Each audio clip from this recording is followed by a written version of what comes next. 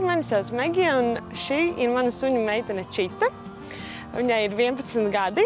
Kopā mēs esam jau 2 gadus. Čita ir no Alūksnes dzīvnieku patvērsmes astes un ūsas. Viņai ir mans pirmais suns. Un, kad mēs braucām viņai pakaļ, es zvanīju patvērsmē ar noteikumu, ka es gribu vismaz 8 gadus vecu. Iekrita viņa man acīs ar to, ka viņa bija ļoti klusa, mierīga un viņai bija blāvas actiņas. Jo es gribēju tieši to suņīti no patvērsmes, kuru neviens cits nepaņems.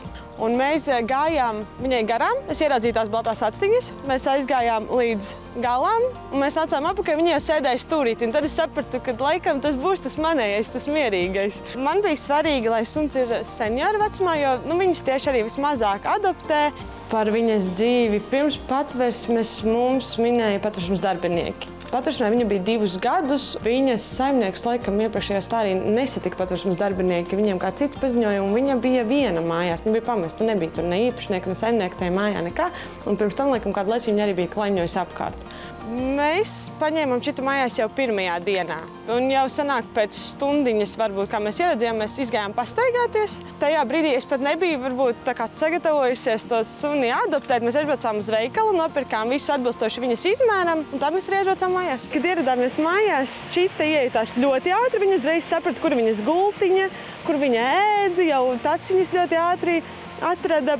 Vēlāk laikam pieradu es, jo es liku katru dienu 3 modinātāju, lai viņu vestu ārā. Viņa mans pirmais suns, tāpēc man šķiet, ka mēs vienu otru tā pamazām pieredinājām. Varbūt jūs jau pamanījāt, ka Čitai nav actiņu. Kad mēs paņēmām no patvērsmes, tad viņai bija actiņas. Viņai bija glaukoma un blāvas actiņas. Un redzi viņa zaudēja pēc 1,5 gada mājās. Mēs ilgi centāmies glābt ar zālēm. Bet aprīlī viņai veica operāciju, lai izņemtu ārā, jo viena asiņā bija audzējis. Man īsti nekas nemainījās. Čita ļoti ātri pierada, kad viņa zaudēja redzi. Mēs pat īsti nepamanījām, kurā brīdī tas notika. Mēs redzējām, ka sāka skriet stūros, kaut ko nepamana, kaķim uzkāp virsū, bet viņa ļoti ātri pierada, un tāpēc arī tas lēmums par actiņu izņemšanu nebija tik grūts. Protams, pirmais brīdis bija smags, bet abas divas mēs ātri pielāgojāmies. Būt senioru saimniekam ir superīgi. Es nejūtu atšķirību. Viņa man ir kā labākā draudzene. Viņa man visu laiku ir blakus, es arī īsti neredzu atšķirību tajā, vai viņa redz vai neredz mājās. Viņa visam ir pielāgojusies, viņa zina, kur viss stāv ārā, viņa vienmēr man ir blakus. Izmaiņas Čitā es neredzēju tik ļoti, kā redzēju patvērsmes darbinieki. Jo es Instagramā dalījos ar video, kur mēs ejam ārā, kur mēs skraidām, un man uzrakstīja darbinieci, ka viņi nekad neredzēja, ka viņi skraidīja patvērsmē. Bet mums, viņi kā maziņš kucēns skraidīja un leca virsū. Un par cik, kā es minēju, tas bija mans pirmais, un es nezināju, kā viņi spēlējās. Un viņa man lec virsū, un es pati nesaprotu, kas notiek. Bet nevarēju pamanīt to, ka viņa būtu seniors tajā brīdī. Uzvedība mainījās tajā brīdī, ka viņa zaudēja redzi, ka viņa palika tāda lēnāka. Bet tā, nē, viņa bija ļoti aktīva un dzīvīga, un arī tagad, kad kaut arī viņa neredz, kad viņam ilgāk laika nav satikusi, ka es, piemēram, esmu Rīgā, viņa ir atpūtusies pie mammas, ka viņa sagaida, viņa arī lec virsū, viņa jūt, arī bez tās redzes, viņa atpazīst, saprot.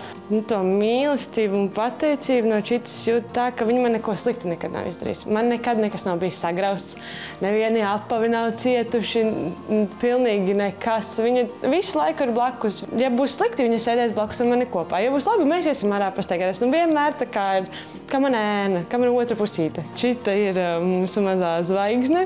Kad es viņu paņēmu no patvērsmes, es ar visu dalījos savā Instagram profilā. Un tad tā aktivitāte tur palika varbūt pārāk liela, un es gribēju saglabāt to atšķirtību no savas un viņa dzīves, tad es izveidoju viņas Instagram profilu. Un jā, mums seko gan patvērsmes darbinieki, gan patvērsmes draugi, kas ar viņu gāja ārā un sūta video un dalās un raksta. Es gribēju parādīt to, cik tas forši ir. Tā kā es varbūt gribēju vairāk parādīt, iedvesmot. Mēs abus gadus, kopš Čita ir pie manis, esam izmantojuši Sofija fonda atbalstu. Pirmajā gadā tas bija vairāk pārbaudēm, ka mēs atbraucām mājās, mēs gājām pārbaudīties, vai viss ir kārtībā. Otrajā gadā jau tas bija tieši pirms acu izņemšanas operācijas, visām arī pārbaudēm, analīzēm, tādām lietām. Es uzskatu, ka nav jābaidās no tā vārda seniors. Tas tikai tāds nosaukums, kategorija, kā jūs minējāt, viņa man no sākuma bija kā kucēns. Viņa arī visu laiku nāk mīļoties, arī skraida, arī spēlējas. Nav jābaidās. Arī, piemēram, par tām veselības lietām. Es neteiktu, ka tas izmaksā tik ļoti vairāk kā tas pats kucēns. Nav no kā baidīties. Viņš būs ļoti, ļoti mīļš, un es pat teiktu, varbūt viņš būs pateicīgāks. Manuprāt, seniors ir ideāls pirmosiņu variants, jo viņa nebūs tik enerģiska kā maziņš kucēns. Man būtu sarežģītāk, ja mans pirmais suns būtu kucēns. Jo es vispār nesapratu, ko es daru. Kā jau minēju, es cēlos 3 naktī, lai vestu viņu ārā. Manuprāt, pat ideāls pirmos suņu variants. Un arī 2. un 3. suns man būs seniors.